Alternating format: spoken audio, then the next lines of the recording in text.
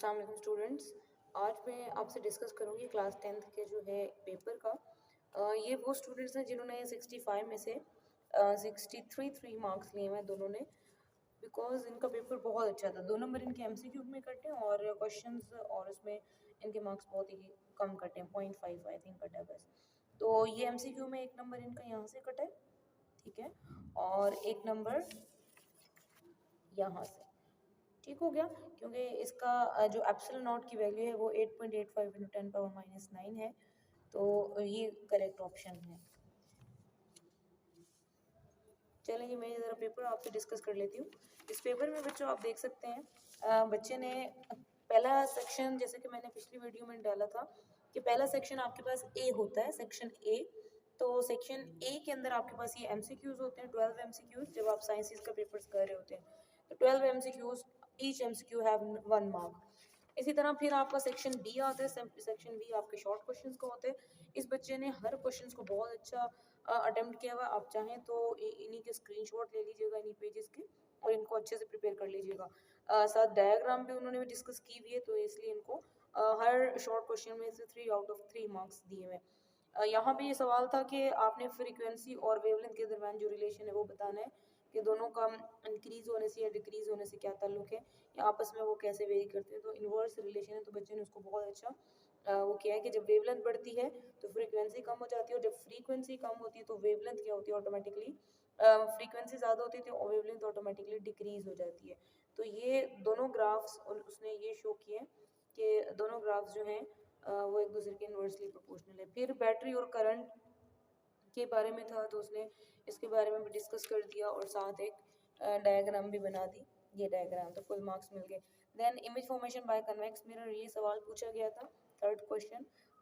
इसने ये सॉल्व किया हुआ है, लेकिन वहाँ पे ये पार्ट नंबर कौन सा था, 5।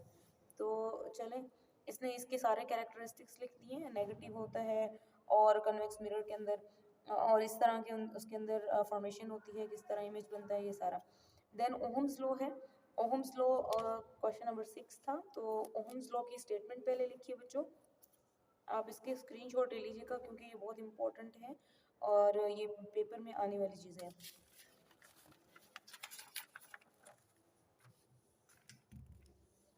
ओहम्स लॉ का रिलेशन लिखा है, देन एक्सप्लेनेशन है, उसके बाद फॉर्मूला है, यूनिट है, और जो है इसका जो भी रिलेटेड टर्म्स थी ओहम से, यानी कि ओहम को डिफाइन किया है उसने साथ ही, तो इसको full out of full marks मिल गए। नेक्स्ट ये उसने सॉल्व किया हुआ है न्यूमेरिकल।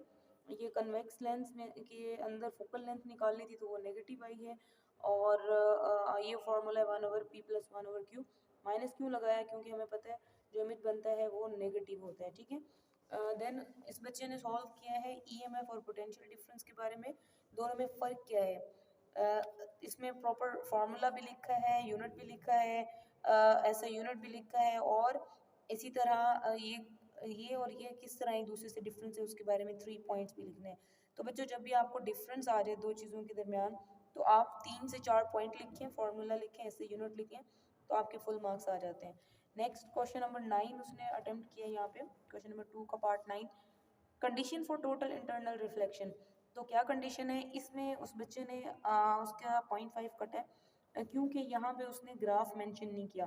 तो आपका चैप्टर 3 के अंदर टोटल इंटरनल रिफ्लेक्शन के बारे में दी हुई हैं कुछ स्टेटमेंट्स और कंडीशंस, तो वो आपने अच्छे से प्रिपेयर करनी है और साथ ग्राफ बनाना नहीं भूलना। तो याद रखें, जिस टॉपिक को आप सॉल्व कर रहे हैं या उसके बारे में जो भी डिटेल्स देख रहे हैं, उससे रिलेटेड डायग्राम ज़रूर बनाया करें, इससे ज़्यादा अच्छे मार्क्स आते हैं। तो ये डायग्राम उसने यहाँ पे कुछ ना कुछ मेंशन की हुई है, बट जो है इसमें थोड़ी सी गलती कर दी है।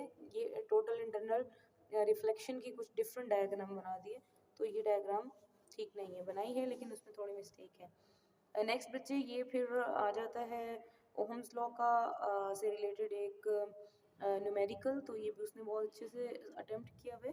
देन ये आपको नज़र आ रहा होगा, कोलम्स लॉ भी उसने बहुत अच्छे से स्टेटमेंट, डेरिवेशन वगैरह की हुई है, फील्ड और इलेक्ट्रिक फील्ड और उसकी इंटेंसिटी, इनकी फार्मूलाज वगैरह भी उसने अच्छे से लिखे हुए हैं।